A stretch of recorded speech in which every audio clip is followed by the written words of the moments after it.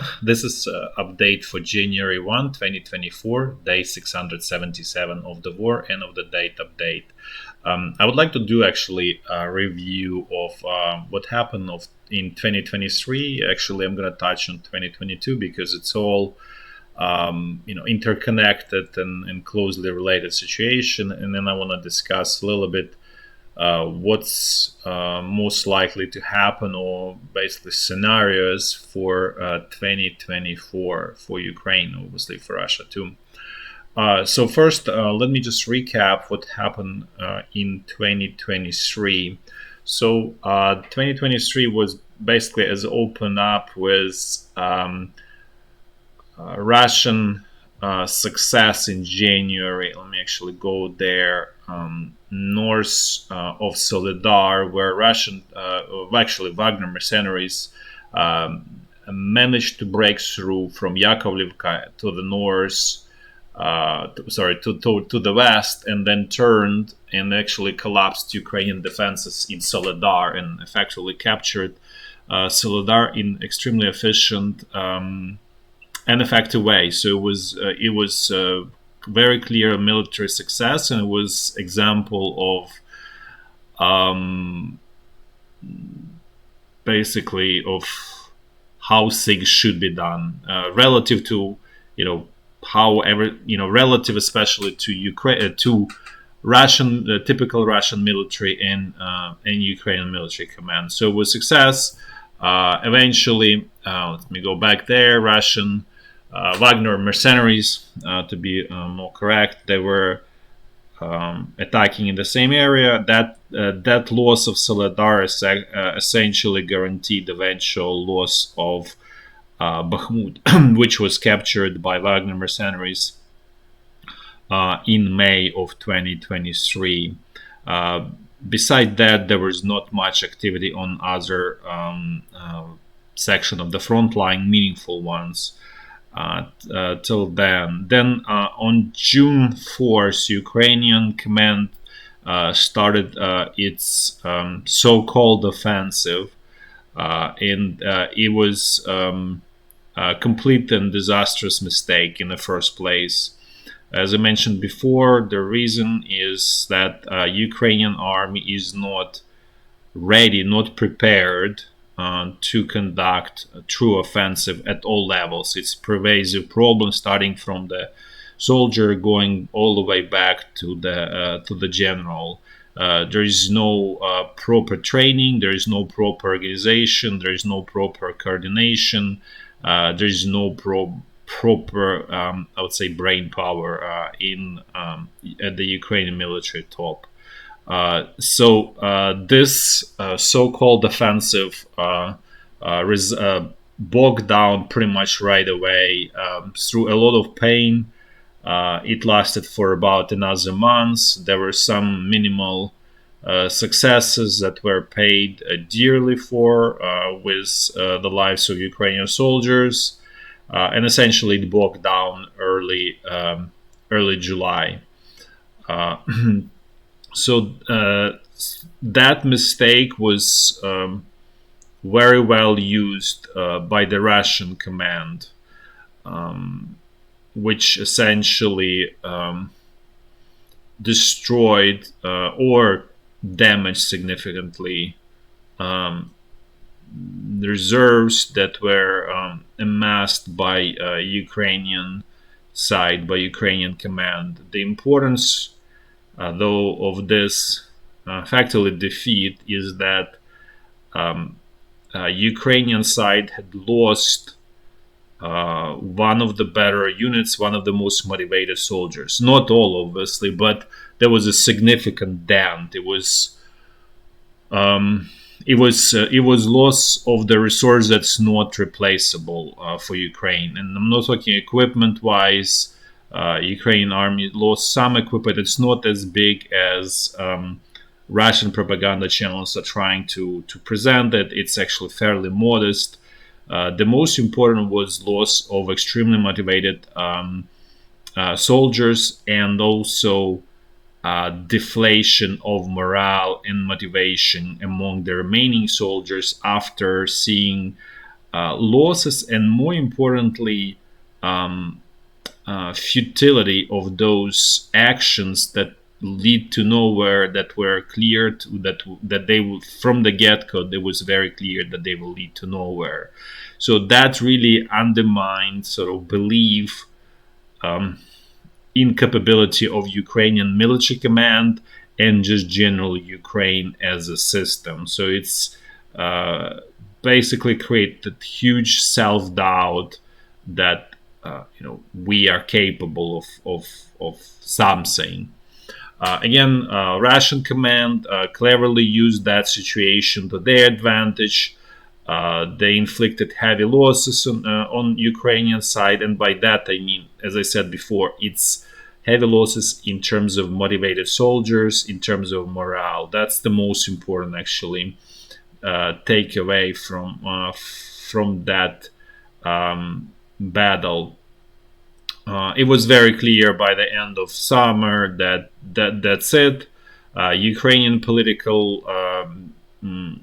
top was playing the game, continuing to fool everyone that this offensive, so-called offensive, has any chances.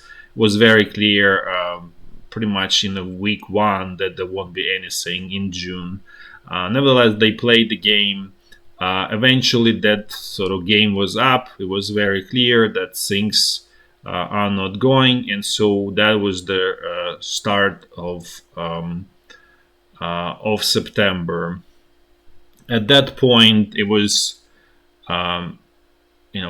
cards were in the hands of Russian command, and they slowly but surely took over initiative from Ukrainian side. And they attempted their own so-called offensive at much larger scale. They were, I would say, from military perspective, disastrous, the same as they always been. It was just primitive squeeze with the loss of a lot of human lives on both sides, large losses of equipment, and so on. So this is effectively, and as a result, Russian side captured Marinka, which was, they were basically attacking that place since day one of the war. So it took them almost 2 years, or let's call it, 22 months to capture Marinka. So that was the only result that was achieved by the Russian side, and that result was really a significant portion of what was achieved in 2022. So it was just finishing what's being started in 2022. So you cannot even really get the full credit for that success in quotes. However, Russian side is continuing to put strong pressure on Ukrainian side, notably in Avdiivka, which, as I said before, is looks like it's gonna be lost by Ukrainian side eventually.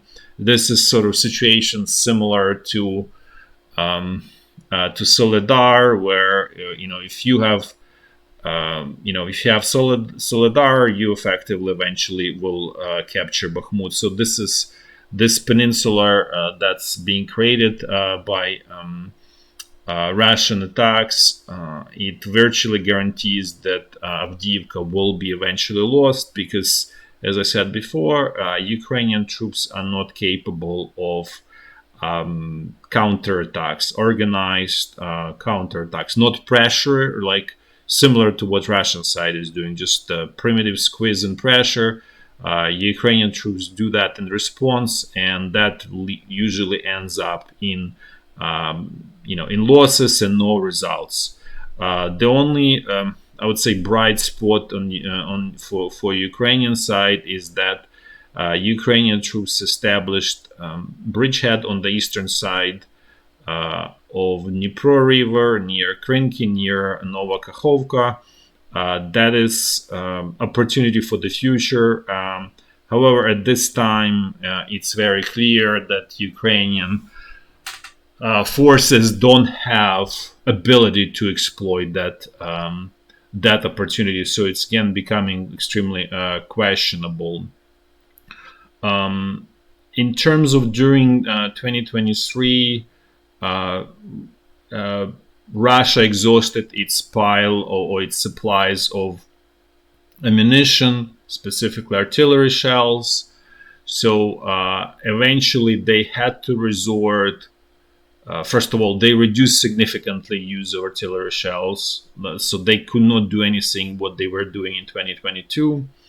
And in order even to able to continue to keep the pressure what they do right now, they're actually getting supplies from North Korea and I believe also from China through North Korea, essentially. So this is probably some kind of like complicated scheme how it works there. Also, Russia is getting some of the supplies from Iran. So essentially, this, and also they increase somewhat internal production. So this allows Russia to kind of keep themselves afloat.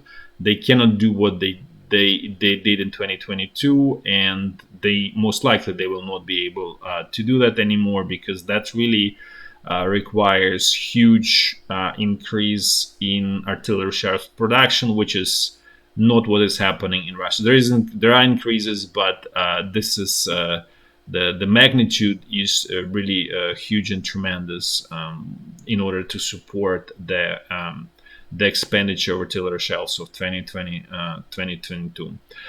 In terms of Ukrainian side, Ukraine didn't really get promised deliveries of artillery shells from the West itself. It failed to actually to deliver. There was sort of partial delivery. However, Ukraine was able to find sources of supply from Turkey, Pakistan, even India. So some of it potentially from Bulgaria. So there are some sources of supply that also allow Ukrainian side to kind of stay afloat. So essentially, both sides, in terms of their inventory, were of artillery shells, were equalized more or less for different reasons, obviously. So that's where it stands at this point. What's going to happen in, I would say, what other possible scenarios in 2024? First of all, Ukraine lost, I would say, support, financial and military support from the US first. The US is divided internally, and I don't think there will be any kind of reconciliation between the two opposing parties in the US, and so this gridlock will remain till president election, and then it looks like there is very high chance of the election outcome where it's not going to be the party that supports military help for Ukraine and financial help.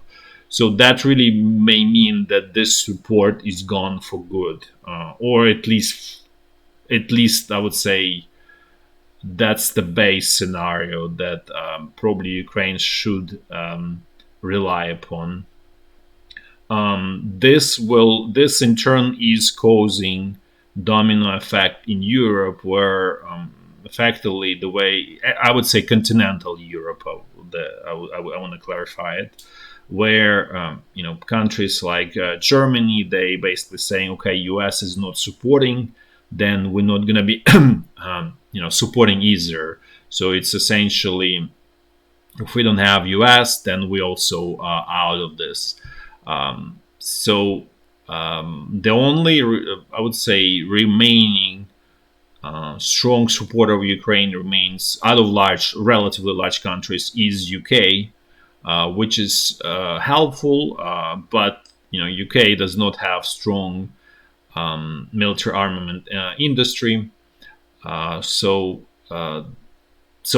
it is important support also from countries like Norway, Sweden, Finland, countries, Baltic states, they are very small, tiny, so they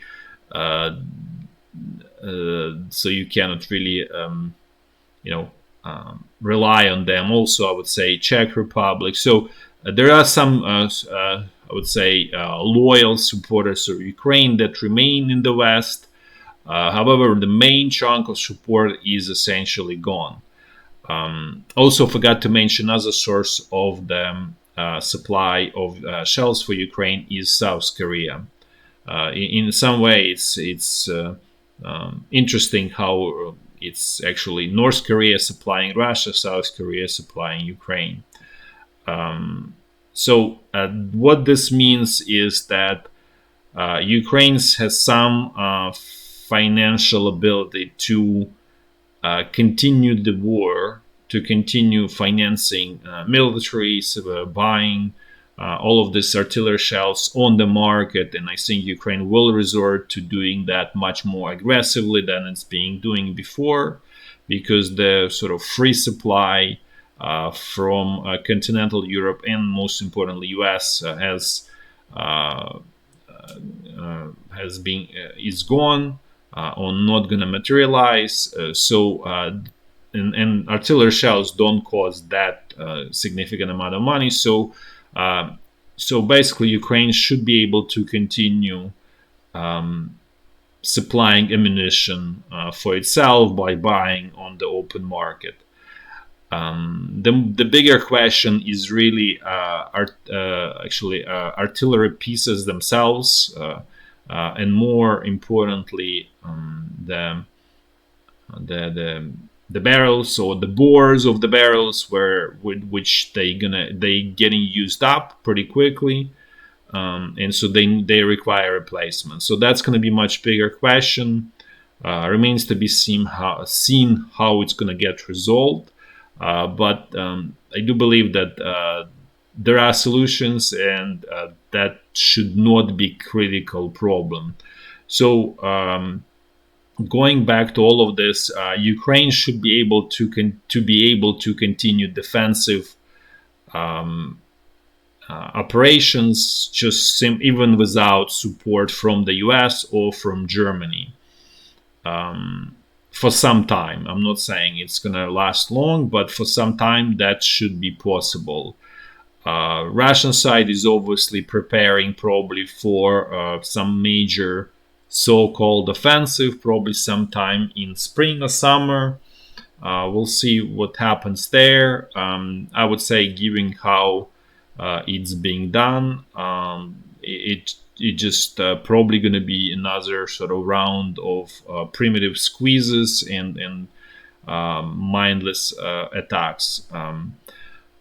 The other part in Ukraine that sort of is actually could be a problem is really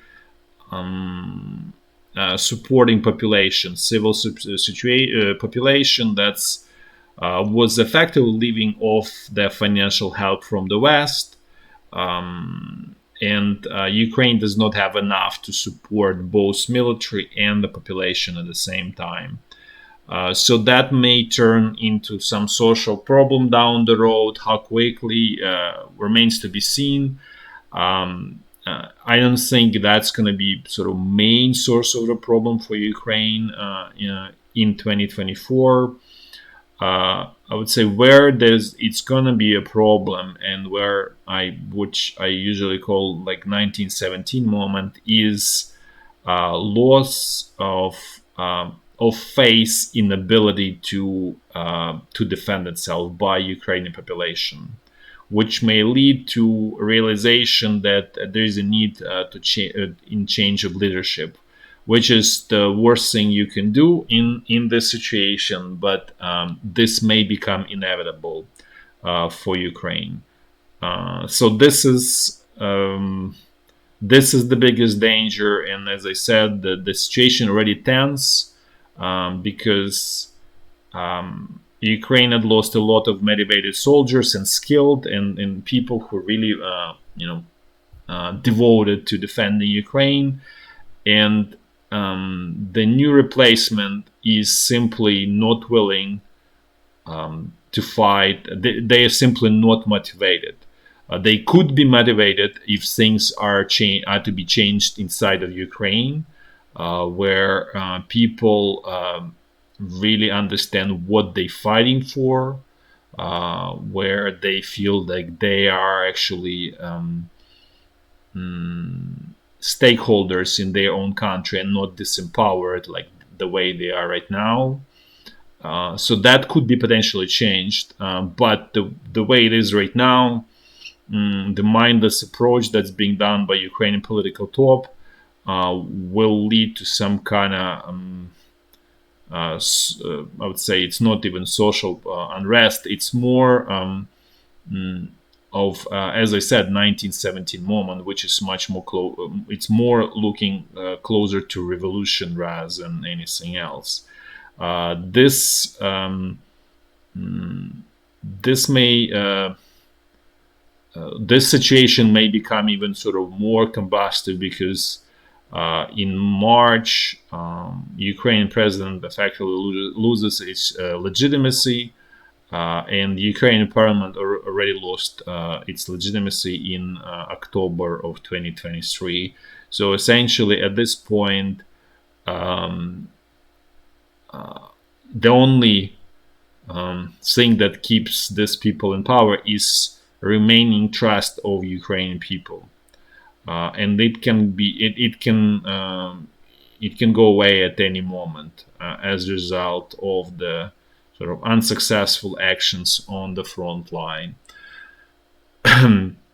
So again, the biggest challenge for Ukraine in 2024 is loss of motivation among its military, by having more and more people who are not motivated and who are not willing to fight, which may in turn lead to some collapse on the front line. It's not going to happen, in a month or two, not in three, but sometime in 2024. It's nearly impossible to predict because you really need to understand morale in pretty much every unit and replacements and so on. So it's basically there's not enough data to really have any reasonable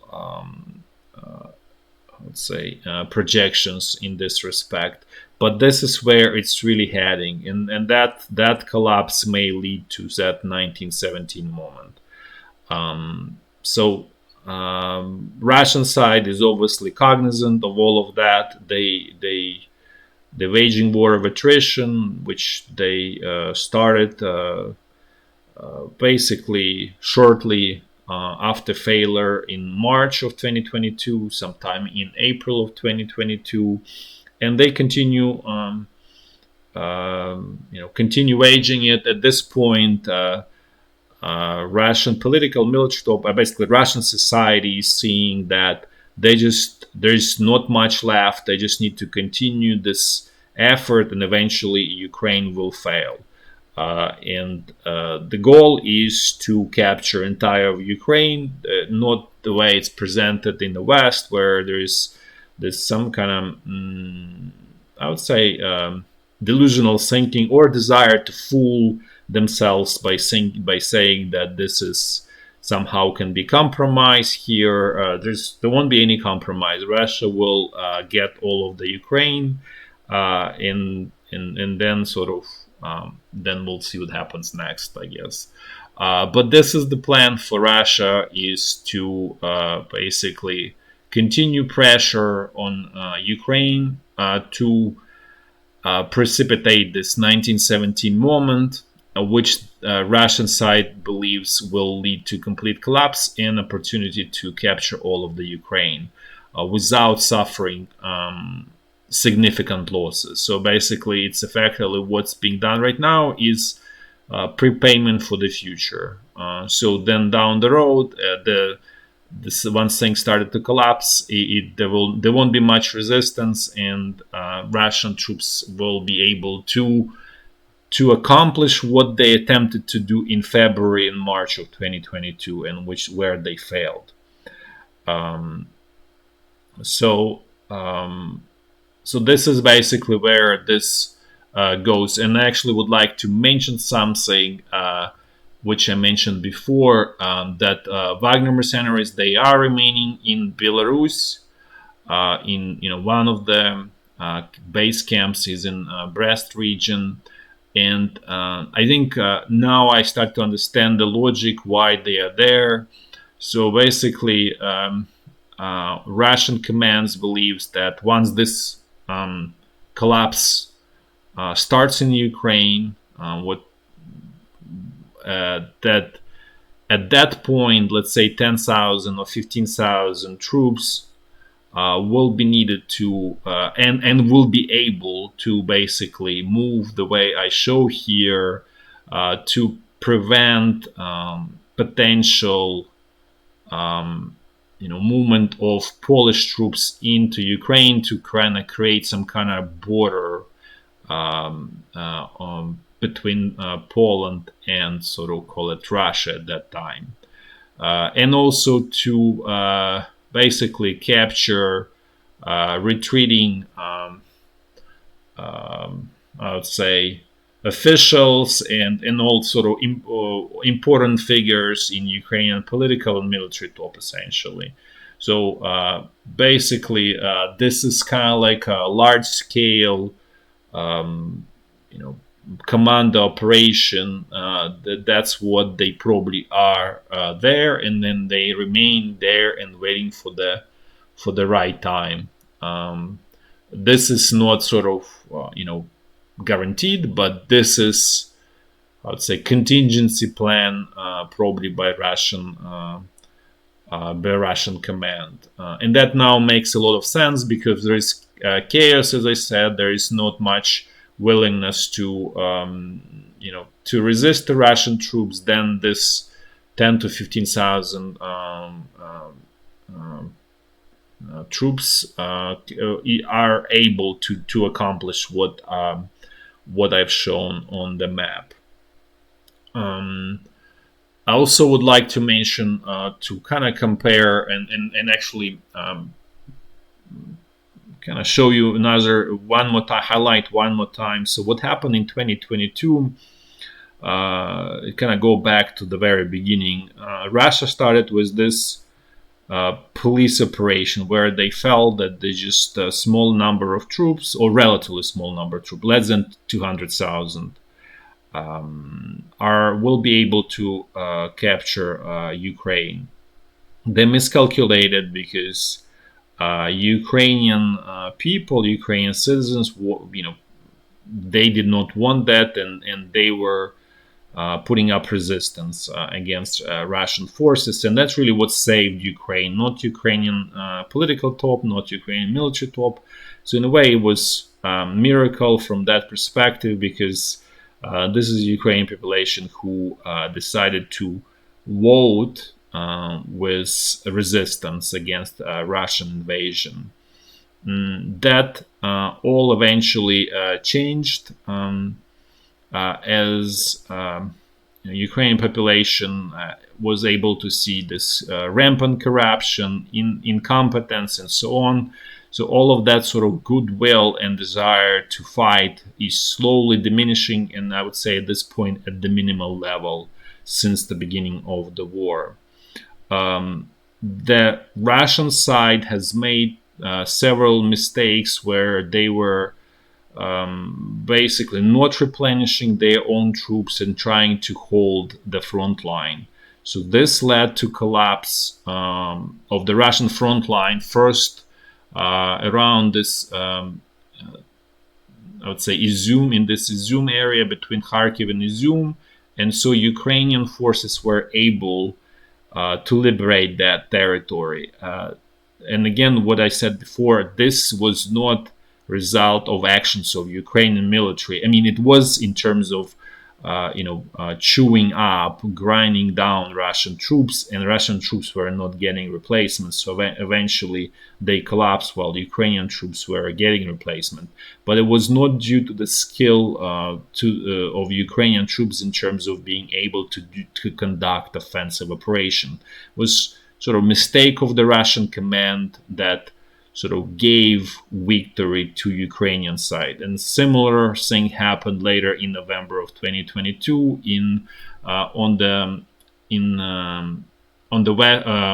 the western side of the Dnipro River, where Russian side lost its bridgehead there. So again, the same mistake by Russian command that led to success of Ukraine, but it was not due to actions of Ukrainian military command or skills and abilities of Ukrainian military overall.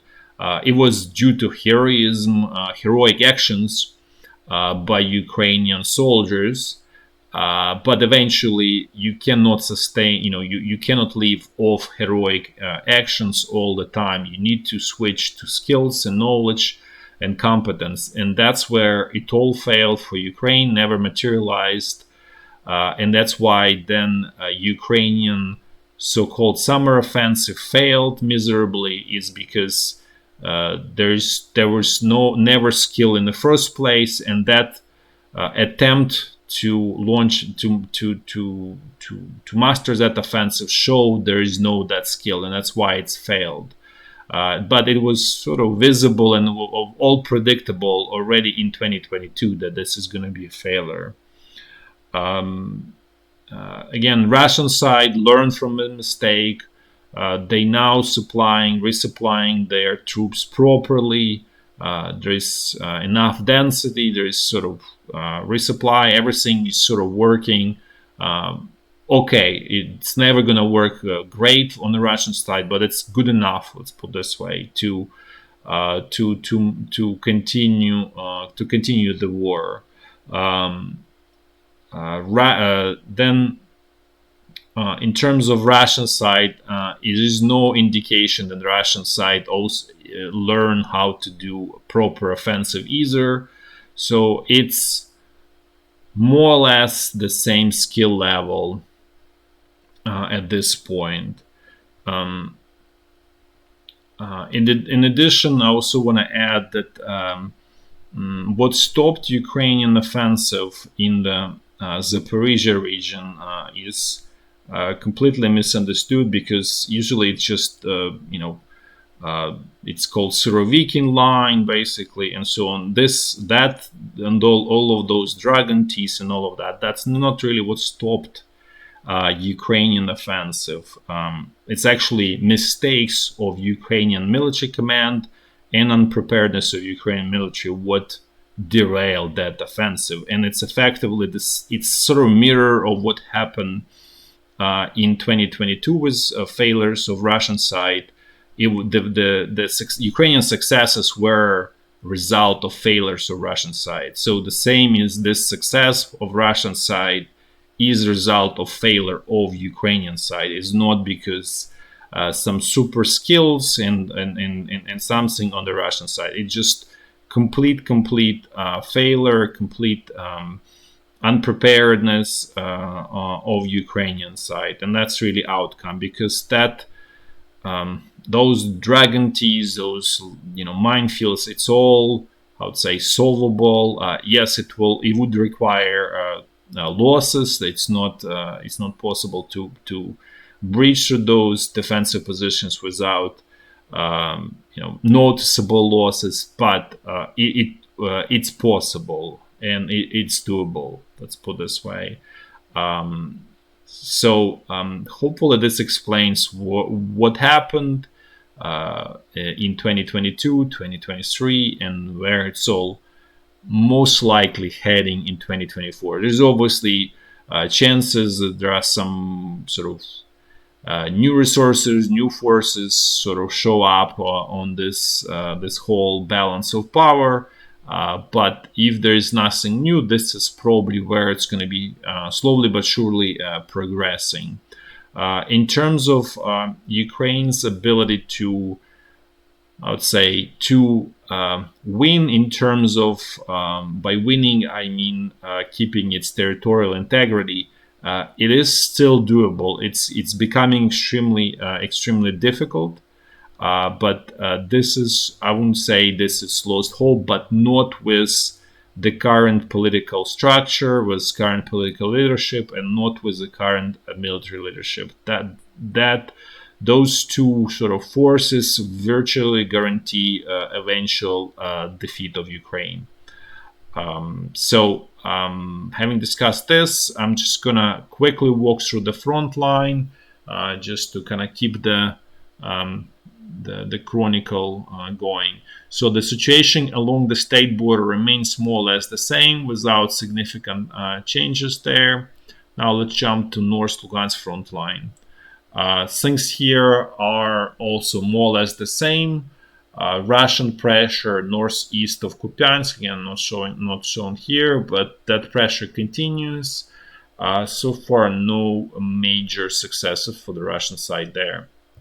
Now let's move to North Donbass front line.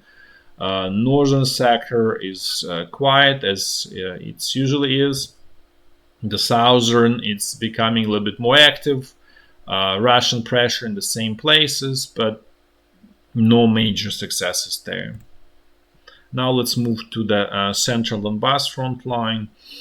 Things here are also very similar. Russian side continuing its pressure around Avdiivka. It's a little bit slowed down, as I said, due to the New Year holidays and upcoming Christmas holidays. So it's probably going to be somewhat quieter. Not totally quiet, but for example, in this area around Marinka, Russian side completely stopped its attacks, so it is quiet there for now. I'm not saying that this is the how it's gonna be there, but this is just what we have at the moment. Now let's look at Zaporizhya front line. Things here also quiet, relatively quiet. Some weak Russian attacks. With the goal of recapturing, like, Robotina, the whole area that they lost during Ukrainian so-called summer offensive. Now let's move to the front line along the Dnipro River. Russian troops continuing their attempts to destroy Ukrainian bridgehead in Krinky, so far without success. Again, this sort of status quo remains. I would say, as I said before, it's valuable, I would say, asset if you want to do offensive. But unfortunately, Ukrainian side is simply not prepared for that offensive. So, and then that really devalues the value of this asset. It's almost turning into liability, effectively, for Ukrainian side. Nevertheless, Ukrainian forces holding on, and who knows, maybe it's worth doing that. Okay, thanks for watching. Until next time, bye bye.